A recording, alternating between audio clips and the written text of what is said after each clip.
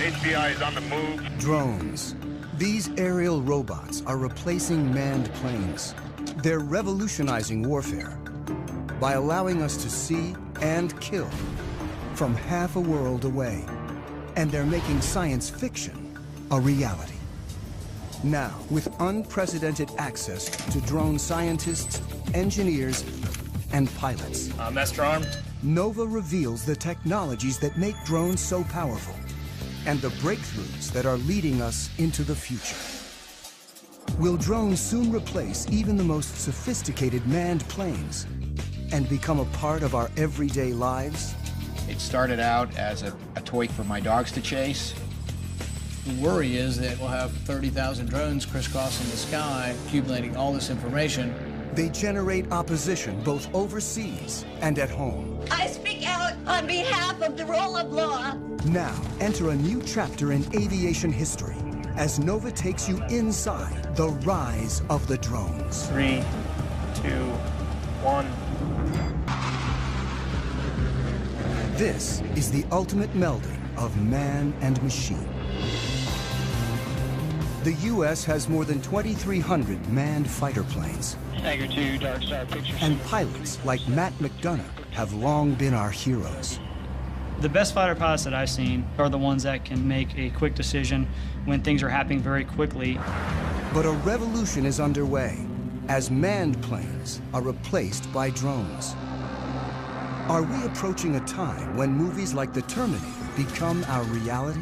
God, these machines are starting to take over. A time when machines fly, think, and even kill on their own.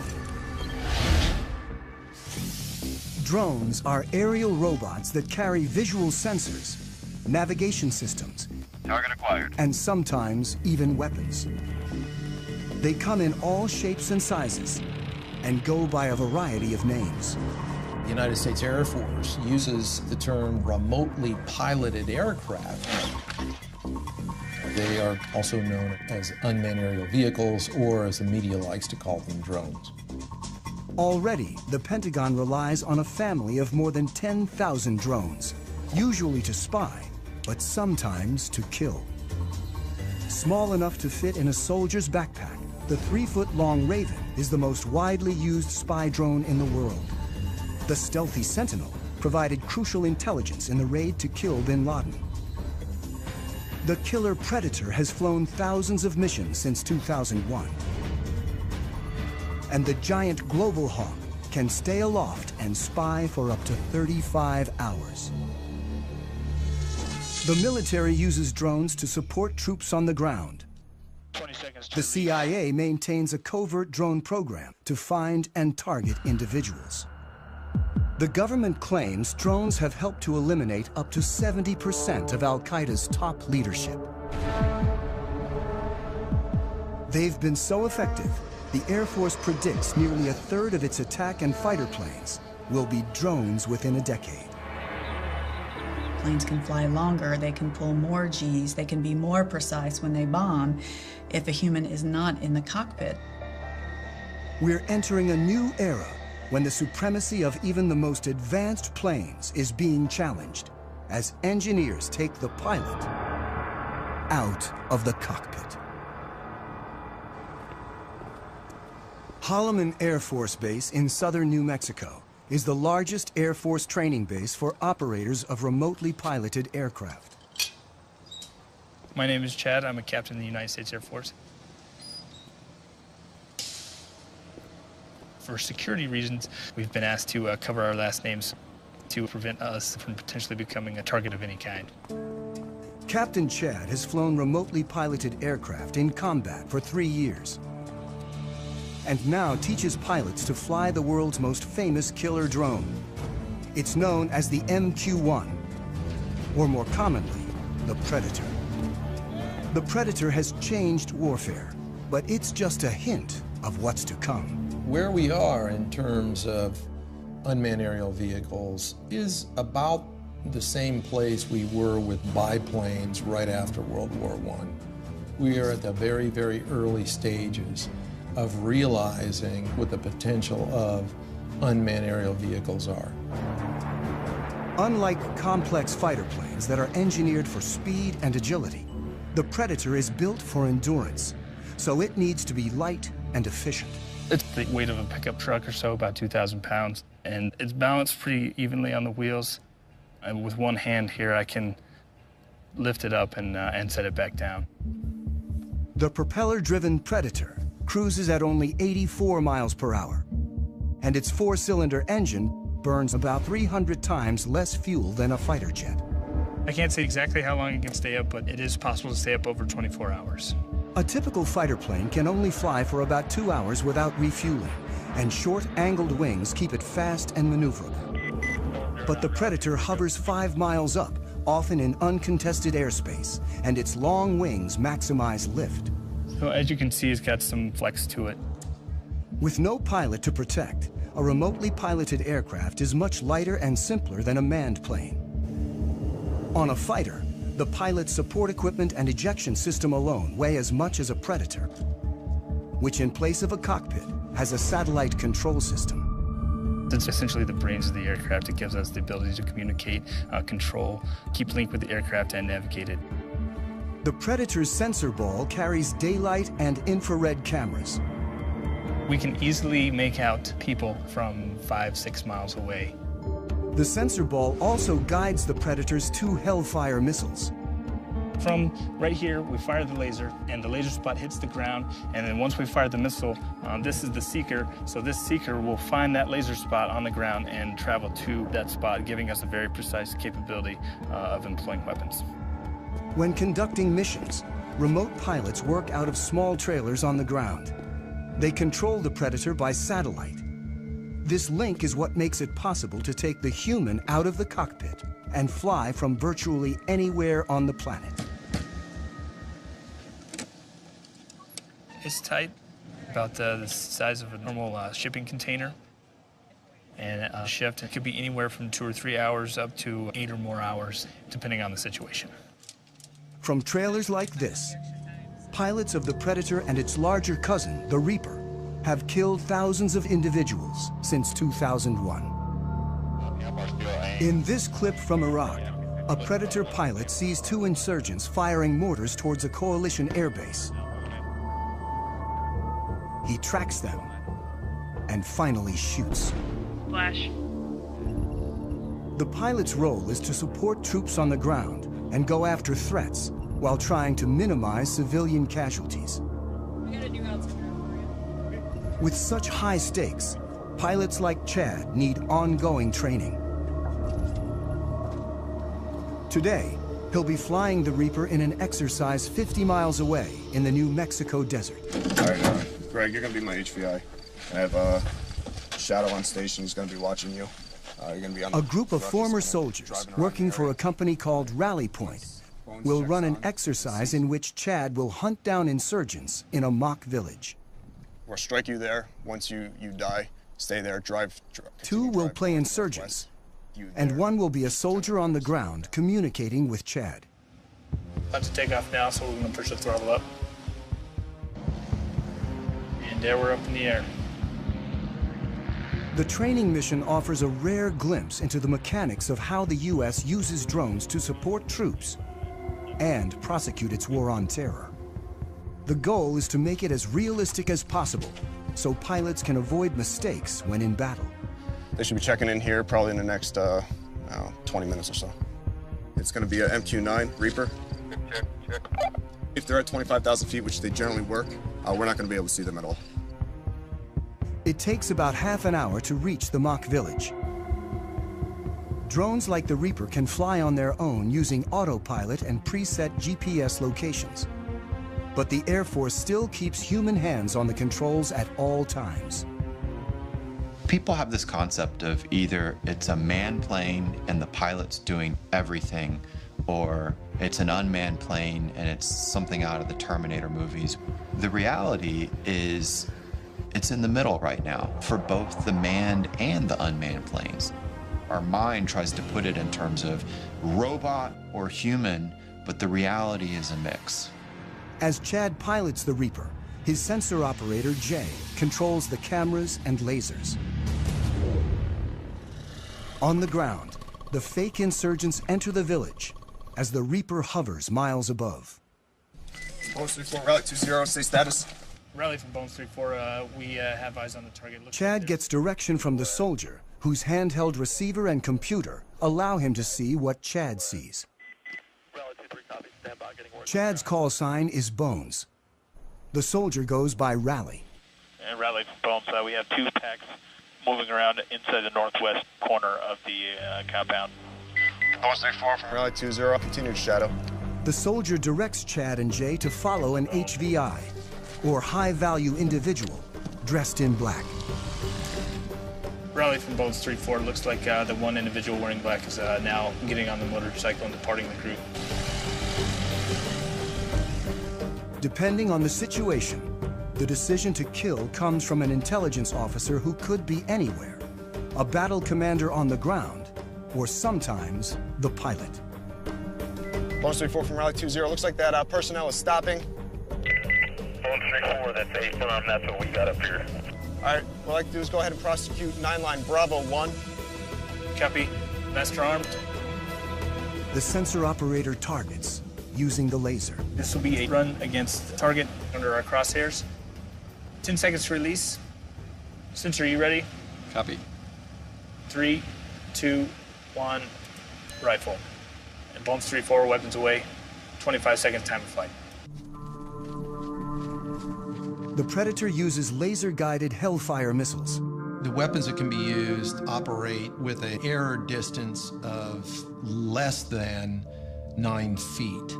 You can put a weapon through a window-sized opening with ease. 5, 4, 3, 2, 1, splash. Rally from Bones 098 firm, we have splash standby for BDA. And Bones Rally looks like good splash. Copy, lasers off, and Master Arm is now safe. The efficiency of having a single craft able to find, follow, and eliminate a target like this in real time represents a revolution in warfare. Let's go back to the middle of the last century. During World War II, it took on the order of months to assemble intelligence from a variety of different sources, whether it be airborne, on the ground, to assimilate that information and then determine what targets might be hit. Then it took hundreds of aircraft and literally thousands of bombs to go out and attack a target using that information that had been developed over a period of months. Today, with the capabilities all wrapped up into one vehicle, the Predators and the Reapers in particular, you can accomplish that find, fix, finish cycle in a matter of single-digit minutes. Before the Predator, the military had to design separate aircraft for intelligence gathering and attack. Reconnaissance was key, and after World War II, engineers built ultra-sophisticated spy planes. They went faster and higher than ever before to make sure the pilots and the information they gathered didn't fall into enemy hands. The SR-71 was triple sonic. In other words, it go over Mach 3. Max recorded altitude was 85,200 some feet. And there are several of us that have gone higher than that. Pilot Tony Bavacqua is one of a select group of men to fly the SR-71, a titanium spy plane built during the height of the Cold War that could take photos of the ground with 12-inch resolution from 90,000 feet. Literally faster than a rifle bullet. Even missiles were too slow to catch it. I was the first person in the SR-71 shot at, and it was over Hanoi. You got an airplane that's going 2,300 miles an hour, and it's very, very difficult to even come close. They figure that the missile exploded about a mile below me, and we're in and out of there in no time. Thank God. The cost of such speed was that the SR-71 needed to be refueled every 2 hours. But there was a slower alternative called the U-2. Bevacqua is one of only 12 pilots to have flown both operationally. I was very proud of being a U-2 pilot because of what we have done and what we're still doing. It's just a magnificent platform, does excellent reconnaissance. Still widely used today, nearly 60 years after its introduction, pilot endurance limits U-2 flight time to 12 hours. It's pretty demanding on their bodies. They have to wear a special high-altitude suit for it, and then it wipes them out for a good couple of days. It fatigues them quite a bit to go that high. Manned spy planes are not only limited by human endurance, they also bring the risk of pilot loss. In 1960, Bevacqua's friend, Francis Gary Powers, was shot down while flying a U-2 over the Soviet Union. It was a propaganda field day for the Russians. Powers' cover story was that he was on a meteorological flight. Frank Powers tried to say it was a weather flight, but there was miles of film. And so it was easy to discern what he was doing. Khrushchev denounced the United States with every epithet in his vocabulary. He summarily rejected all attempts of the West at reconciliation. Powers was imprisoned in Russia for more than 2 years, creating a major international incident and clearly demonstrating the need for unmanned spy planes. It was a development from the pilotless aircraft principle. Guidance was by radio from an accompanying aircraft. After reaching altitude... As early as World War II, once at altitude, airplanes could be controlled by radio signals after the pilot bailed out. But for decades afterwards, before GPS, drones were limited by primitive autopilots and navigation systems. In the 60s and 70s, drones crashed constantly, including the most advanced unmanned aerial vehicle, or UAV, the Aquila drone, that averaged a crash every 20 hours. It was a small propeller drone that would fly over the battlefield and gather information and beam it back to you. The problem is, back in the 70s, the technology wasn't ready yet.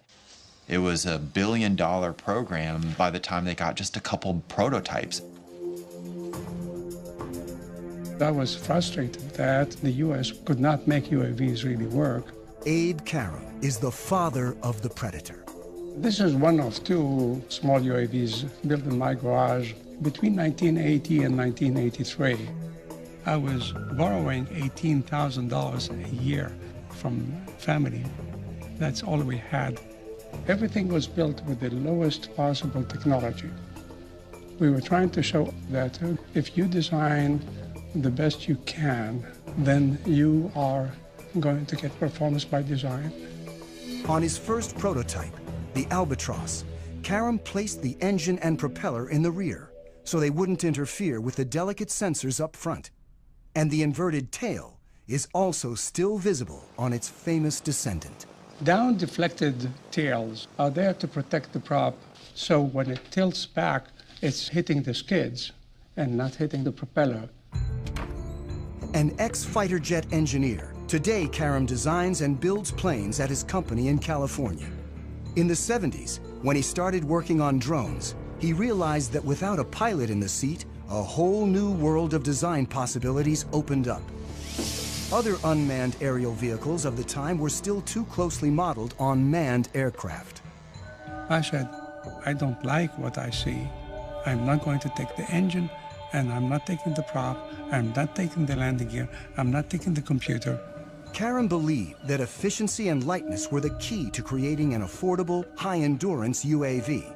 So first, he gave his craft long wings to prioritize lift over speed. When you want to be efficient, you want to be like the soaring birds, very long span wings. The Albatross is the best gliding bird. Is 20 times more span than the Quad. And my Albatross, the UAV Albatross, was close to that. Karam built the Albatross from scratch in his garage. He modified a go-kart engine to burn only 1/10 of a gallon of fuel an hour, and Albatross soon evolved into Amber, a 15-foot-long, 28-foot span UAV with 38-hour endurance. Karam relied on seed money from DARPA, the Defense Advanced Research Projects Agency. Its early investments in artificial intelligence and other technologies led to countless civilian uses and made modern UAVs possible. In the 1970s and 1980s, with significant DARPA impetus and some DARPA funding, a variety of new technologies emerged, including the Global Positioning System, long-range data links, lightweight computer equipment, and composite materials, as well as satellite communications and digital flight controls. The Albatross, the Amber, were the harbingers of the modern era of UAVs. We were a total team of 3 people, and we proved a lot of what we wanted to prove. Secretary of the Navy and the head of DARPA, they said, okay, you fly 500 hours, how many are you going to crash?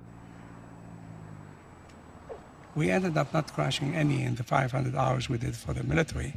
Karam's Amber prototype never went into full production. But after a number of incarnations, by the mid-90s, his design became known as the Predator. Do not handle the missile by the strakes, wings, fins, seeker head, rocket motor, nozzle seal, umbilical connector housing during loading to prevent damage to equipment and or injured personnel. My UAVs were not meant to be armed. It was really built for the Cold War, when we had the big tactical challenge with so much artillery on their side, so much artillery on our side.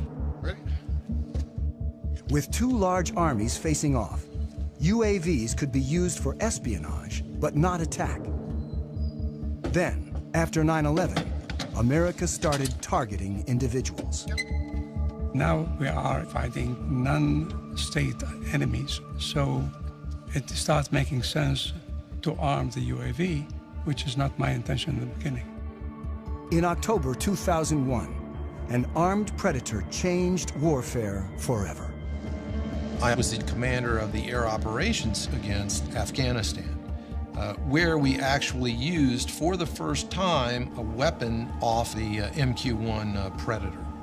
The advantages were enormous, order of magnitude beyond where remotely piloted vehicles had been just 10 years prior in Desert Storm. Since this initial strike, drones have proven so effective that the Air Force is now training more remote pilots than manned fighter and bomber pilots combined. So, playing on the scenario? At Holloman Air Force Base in New Mexico, instructor Major Jason teaches this new generation of pilots. Adam 03, loud and clear. The stakes are high when operational, so they begin on video simulators. He invents practice scenarios programmed using Xbox video game controllers. Adam 09 from Viking 01, you're cleared hot. Stuff that we can't do in the real plane, I can do anything here, because the world's whatever I want it to be. 3, 2, 1, rifle. It's a controlled environment, and we want them to learn here, so that way when they do go operational, you know, they've already made all those mistakes. Pilot, it doesn't look like I ever turned the laser on, so I don't know where the missile went. How did that happen? If that would have happened in real world, that'd be a really, really bad day. Unlike fighter pilots who train for a minimum of 2 years, remote pilots learn to fly their increasingly automated drones in less than 1. The FAA did a study recently that showed that pilots with real flight experience in manned aircraft are actually worse UAV pilots than those that have no flight experience and really come in off the street. You actually bring in a skill set that you don't need and a set of expectancies that you shouldn't have when you're flying a UAV if you came from a manned aircraft. So the Air Force is taking officers off the street with no flight training and putting them through the program, and they've been very successful. They come here, they never went to pilot training like I did. They're here for a few months and then they have to go operational, so it happens real fast. Adam 09, rifle time of flight, 15 seconds. And when pilots go operational, despite being half a world away from the action, it all feels very real. Adam from Viking 01, copy splash. It's not like a video game at all. There's no reset button, there's no, there's no turning it off. In real strikes, like this one in Iraq, technology actually allows drone pilots to see more than manned pilots ever have. Because we have such a long loiter time, there's potential to have eyes on the target that we are going to blow up for hours ahead of time.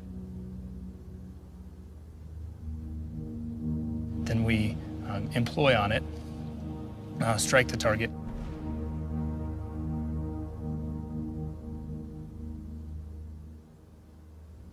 And then stick around for another few hours to watch what happens afterwards.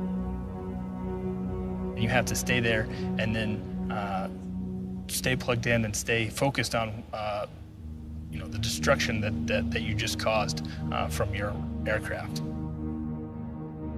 In 2012 alone, the U.S. carried out hundreds of drone strikes across 4 countries. Afghanistan is the only publicly authorized war, while strikes in Pakistan, Somalia, and Yemen are covert CIA operations performed without putting American lives on the line. The technology has enabled us to set aside some of the risk factors of sending a pilot in harm's way. So it's meant that we've conducted a lot more strikes that would have been more problematic if we were using manned systems. The U.S. claims drones have decimated al-Qaeda's top leadership while causing limited civilian casualties. But the facts are hard to come by. We know fairly well how many strikes are occurring. What we don't know is the details, who the targets were, whether they were actually eliminated, or whether some other people were killed, because verification is very difficult. There are no fully reliable counts of civilian deaths, but some critics claim that as many as 30% of those killed in the broader drone wars are civilians, and that the strikes turn people against the U.S. and violate international law. After more than 10 years of attacks, the U.S. officially acknowledged its use of drones to target al-Qaeda members in April 2012, when presidential advisor John Brennan gave a speech. The United States government conducts targeted strikes against specific al-Qaeda terrorists, sometimes using remotely piloted aircraft, often referred to publicly as drones. He was met with a strong reaction. Hundreds of innocent people we are killing with our drone strikes in Pakistan and in Yemen and Somalia. They deserve an apology from you, Mr. Brennan. I speak out on behalf of the Constitution, on behalf of the rule of law. I love the rule of law. I love my country. You are making us less safe by killing so many innocent people around the world. Shame on you. Thank you. It's very critical that the U.S. public understand what is happening with the use of this technology, because it is being done in the name of the United States. Drone technology enables America to strike virtually anyone, anywhere with ease, regardless of national boundaries. We've seen deep controversy that surrounds these strikes in places like Pakistan or Yemen or Somalia, and a whole new series of questions for international law. The fact that you're not flying a human being across a national boundary still makes it an invasion of a country. We've entered an era where we are conducting an array of operations using unmanned systems that in a previous generation we would have called war, and we would have treated like war. When you're conducting more than 300 airstrikes into a country, you're conducting the equivalent of at least an air war campaign, but we don't call it that now. Drones can strike with pinpoint precision, but their visual sensors are limited in ways that lead pilots to make mistakes. As they stand now, the limitations they have with the Predator is not being able for the pilot to look around and see what's going on. When the operator zooms in to see detail, it's like looking through a soda straw, and the pilot loses the broader picture. These individual little small sensor balls could generally see only a very small area on the Earth, even if you're up at 20,000 feet. I can't look out and see that maybe there's something else going on outside and around me. So the crew's grasp of the situation can be limited. And when they zoom in, they sometimes lose sight of key details on the ground. This secret 2010 transcript, obtained by journalists through the Freedom of Information Act, reveals what can go wrong. While supporting forces on the ground, a Predator team mistook a convoy of Afghan civilians, including women and children, for militants. The pilot asks, "Is that a rifle?" The answer is, "Can't really tell." After hours of monitoring, the ground commander calls in a strike. And 23 civilians die, in part because of limitations of the sensors. But engineers are working to create new sensors that can see more in greater detail than ever before. Today, we've developed sensors that can watch with an all-seeing eye and see an area about the size of a small city, all at one time. This is the next generation of surveillance. For the first time, we actually have permission from the government to show the basic capabilities. It is important for the public to know that some of these capabilities exist. Engineer Yanis Antoniadis designed the new sensor, known as Argus. With 1.8 billion pixels, it's the world's highest resolution camera. Argus fits inside this pod that attaches to the belly of a UAV. But because much of the work is classified, we can't see the sensor itself. Because we are not allowed to expose some of the pieces that make up the sensors, so you get to look at pretty plastic curtains. Also known as Wide Area Persistent Stare, Argus is the equivalent of having up to 100 predators look at an area the size of a medium-sized city at once. This image was taken 17,500 feet above Quantico, Virginia, and covers 15 square miles. This whole image is at a very, very fine resolution. So if we wanted to know what is going on in any spot along this image, say near this building at this intersection, we can generate a moving image that shows what's going on in the area. Simply by touching the screen, Antoniadis has opened up a window showing a detailed area, while still maintaining the broader context. And everything that is a moving object is being automatically tracked. The color boxes represent that the computer has recognized the moving objects. You can see individuals crossing the street. You can see individuals walking in parking lots. There's actually enough resolution to be able to see the people waving their arms or walking around, what kind of clothes they wear. And you could pick the location of where you produce these images anywhere in the entire field of view. Antoniadis can open up to 65 windows at once and can see objects as small as 6 inches on the ground. From even 17,500 feet, the white thing that you see flying around is a bird. Argus streams live to the ground and also stores everything, 1 million terabytes of video a day, which is the equivalent of 5,000 hours of high-definition footage. So you can go back and say, I would like to see what happened at this particular location 3 days, 2 hours, 4 minutes ago, and it would actually show you exactly what happened as if you were watching it live. To create the world's highest definition camera, Antoniadis needed to design a new imaging chip. But DARPA, the project's funder, wanted to move fast and keep costs down. So he borrowed technology that most people have in their pockets. Inside this cell phone, we find a tiny little camera. So if you were to take off the majority of it, you'd be left with an imaging chip.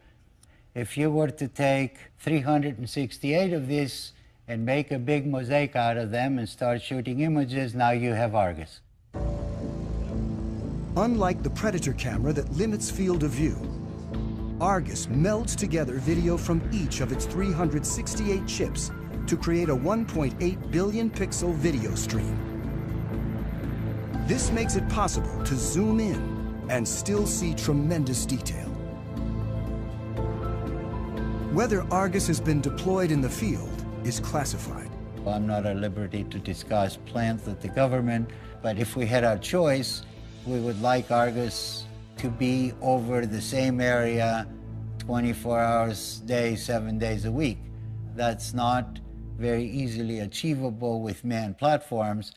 This is where UAVs come in, and they're absolutely the perfect platform. Argus may be mounted on an armed UAV like the Predator, a long-range platform like the giant Global Hawk, or a development craft called the Solar Eagle that may someday stay aloft for years at a time. The U.S. Air Force right now has the ability to archive every single video that comes off of every single UAV. We're moving to an increasingly electronic society where our movements are going to be tracked.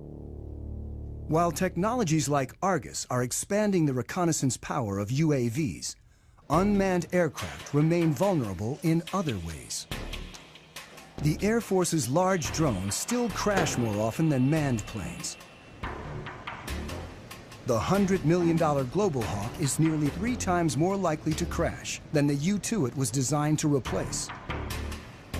Even if there's no pilot to lose, when a drone goes down, it can still be a problem. It doesn't take a thermonuclear brain surgeon to figure out that if you are operating a highly advanced, technologically capable system, that you'd prefer not for it to fall into adversary hands. In 2011, an American spy drone, the RQ-170 Sentinel, was lost over Iran. There was a problem with the aircraft, and it landed in an area it shouldn't have landed in, and that's about all I'm gonna say. The Iranians claim they hacked into the drone's control system and took over the craft. And in theory, it is possible to take over any computerized system. You could never call up Maverick in his F-14 if the movie's, Top Gun, and you say, Maverick, talk to me, Goose. Recode all American jets as Russian jets. Tom Cruise would have, laughed his weird cackle and said, no way, man. With a computer, you can do that. Either jam it or even more so, co-opt its operations. And it's a whole new era in war. Opens up a lot of new possibilities and, of course, huge new dangers to think about. Why the Sentinel went down remains classified. But experts point out that drones often crash for very basic reasons. UAVs sometimes aren't that smart. Their self-diagnosis isn't all that smart. And by the time they have a problem, it's too late. You lose the link, lose power, and you're gone. Control can be lost for a number of reasons. When Reaper pilot Chad simply banks too sharply, he loses the satellite link. Uh-oh. The picture freezes, and he's momentarily flying blind. That was me turning. He quickly levels the craft and restores the link. I was turning aggressively, and it had trouble keeping up the satellite link. There is a degree of vulnerability involved with remotely piloted aircraft that have a command link, or they're actually operated by operators, that you can overcome by having a human in the cockpit. Dark Star, football. If for some reason I all of a sudden hear an increase in airspeed, I start to feel a roll, and I'm not intending for that to happen, well, something is going wrong, and I now need to make sure that I'm doing what I need to be doing. Unlike manned planes, drones depend on control links that can be lost, or potentially, as may have happened with the Sentinel, even taken over by the enemy. But what if a craft could operate on its own, free of any links, and even make its own decisions? In a lab at the University of Pennsylvania, Vijay Kumar is funded in part by the military to create autonomous drones that don't need external links, and like us, can sense their environment. What you see on this robot are these two chips here, which are essentially rate gyroscopes. These play the same role as the semicircular canals in the human body located near the ears, which essentially tell us orientation. So the rate gyroscopes that are on board can actually measure these angular velocities at thousands of times a second. This chip here is the accelerometer, and this allows the robot to sense accelerations in the lateral direction. So these are analogs to the otolith organs that measure acceleration in the human head. When a human pilot feels an unexpected change in acceleration, he knows to adjust the aircraft. And the robots do exactly the same thing. The sensors adjust the craft by changing the relative velocities of the rotors and allow the drones to follow a leader with precision. A fundamental problem in coordinating multiple robots is the ability to maintain formations. What a robot has to do is determine where its neighbors are and figure out what the relative position is, and then monitor that relative separation very carefully. You only need to tell one robot how to move, and the other robots essentially maintain formation by just keeping a specified relative distance. In the figure eight, they come within inches of each other, so they have to combat aerodynamic effects from their neighbors, and they have to have very, very precise control. And all that is done autonomously. The precision of the robots allows them to do some things more quickly and accurately than human pilots can, like predict the movement and the shape of an object and adjust accordingly. In terms of acrobatics, I think it'll be hard to beat what a robot can do. The neuromuscular system in the human body, there may be delays of the order of 80 milliseconds to 200 milliseconds before you actually take an action in response to what you see. Well, robots have this unfair advantage. They can do these computations hundreds of times a second. So your delays are of the order of a millisecond and perhaps even less. In the lab, the drones communicate with a central computer that uses motion capture, an optical system that tracks silver reflective markers on the robots and tells them where they are at all times. But soon it may be possible to cut the cord. And they've already developed another autonomous drone that can go anywhere on its own. The holy grail is to do all of this without any kind of external sensing, without GPS. And in principle, we can do it. These bigger robots actually rely on observations of external features to tell them where they are in the environment. This drone carries a laser rangefinder that determines distance to obstacles, and a depth camera that reveals 3D information about the surroundings. They carry on board the processing power, the sensors that are necessary to look at the environment, to reason about the environment. So they can take their relative location and the location of the features to build a three-dimensional map. Well, I'd like to see this technology being used for humanitarian purposes. Imagine there's a 911 call from the building. I think we'll soon have the technology that enables, let's say, 20 UAVs to just swoop through the building and within a minute find out who's in each room and then communicate that to firefighters who are waiting outside. But any technology that you develop, there are always people who are going to use it in ways that the designer never intended them to be used. And the key components of drone technology are already available to virtually anyone. Over there. I got into the hobby about 4 years ago. It started out as a toy for my dogs to chase. I'm pretty obsessed with the hobby. I am currently single, have been for 30 years. No kids. I just live here with my 3 dogs, and I get to spend nearly every night and every weekend working on these things. Corey Brixon of Orange County, California, is one of tens of thousands of drone hobbyists across the country. The basic quadcopter is about $500, which is the frame, the motors, the speed controllers, the electronics that you need. This is actually the GPS sensor, and that's sending the signals out to the satellites. The cameras, as small as they are, they're high-definition footage. Like the Predator, Corey's quadrotor has a programmable autopilot that uses GPS to navigate. He can set locations, altitude, and speed so the craft can fly autonomously. Corey flies for fun, but drones, small and large, are increasingly used domestically for more serious purposes. The Border Patrol searches for illegal migrants with Predators. Police departments are turning to smaller drones for reconnaissance. And thousands of individuals use them for their own, sometimes political, ends. We don't consider ourselves to be animal rights activists. We're investigators. Some of our targets are the pigeon shooters in Pennsylvania, so we had the copter up filming what's going on. There were a couple of shots, and it's slowly losing altitude. And then it takes one more shot, and it's down in the trees. You can hear the shooters start cheering and laughing and all that kind of thing. What they didn't know is that we had more. This incident is the first known shoot-down of a domestic drone, but it may not be the last. The spread of drones has raised concerns about privacy and even led one senator to propose legislation limiting domestic use.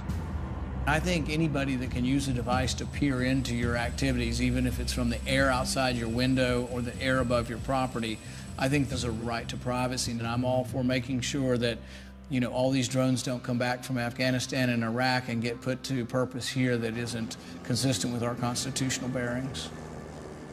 The worry is that in 2 or 3 years, we'll have 30,000 drones crisscrossing the sky, accumulating all this information. It's a game changer, but it's not just an American revolution.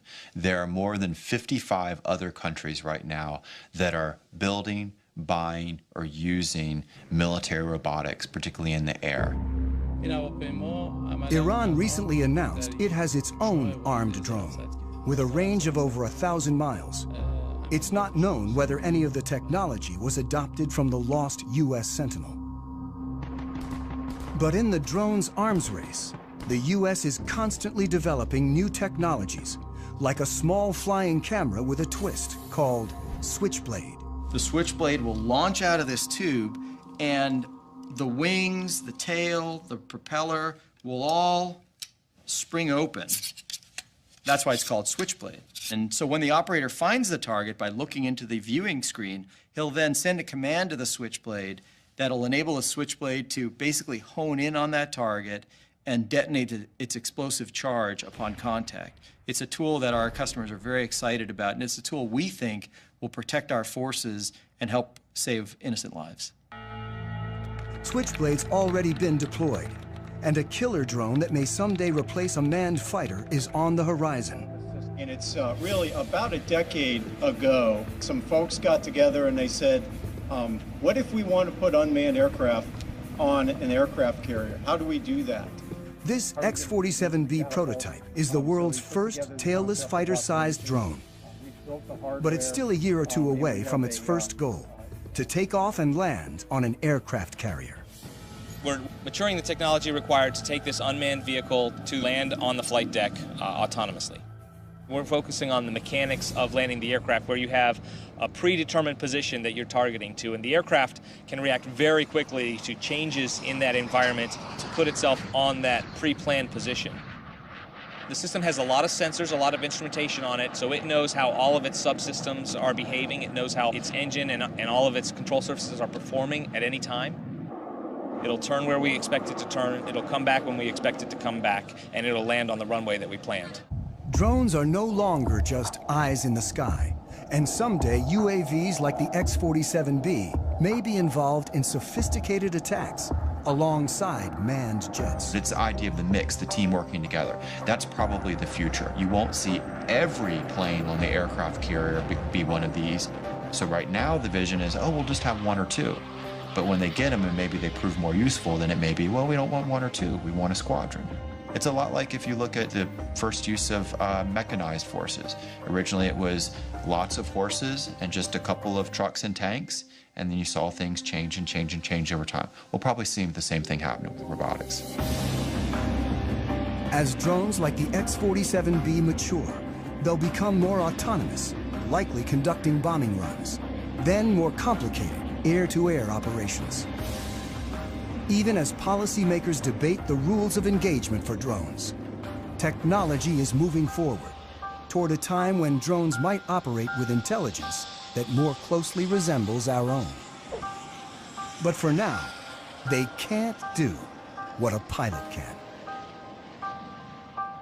When you get an aircraft like this over hostile territory, you'll have potential targets or threats that will pop up unplanned. So what we haven't done yet is develop the technology that would then react to those unplanned targets or threats. Thank you very much for coming to Pax River today. I think UAVs of the future will certainly be able to exhibit increased levels of autonomy. But I think if you were to ask most autonomy researchers or most AI researchers about whether the rise of the machines type scenario is a real concern. Their response would be, we should be so lucky. And in fact, if we could get little slivers of that kind of adaptive and cognitive capability into systems, that would be a very significant breakthrough over where we stand today. Angry T-class check. I've flown about 2,000 hours, and the missions that I've flown seldom go as planned. There's a lot of pieces that you cannot plan for. Nothing replaces the human being in a tactical environment, saying what to do next and why not this and why not that. Cactus 1539 hit birds. An Airbus 320 with 150 passengers goes into a flock of Canadian geese and needing to land. I can't do it. I'm going on the Hudson. You want to be in a robotic 320 in that situation? Or do you want Sullenberger to land you? Because you can't anticipate everything. This ability to respond to the unknown may be the final hurdle if drones are ever to fully replace manned planes and start making decisions on their own. I think we're far, but let me say, I am the last guy who says, impossible. As human ambition drives innovation forward, the only thing that's certain is that the Predator and other drones of today are nothing compared with what's to come. Ultimately, DARPA's mission is the creation and prevention of strategic surprise. So if we are successful, we will all be surprised. Historically, you look at when the Wright brothers first flew in 1903. 100 years later, we were actively flying remotely piloted aircraft. So we're kind of on the ground floor now. There's nowhere to go but up.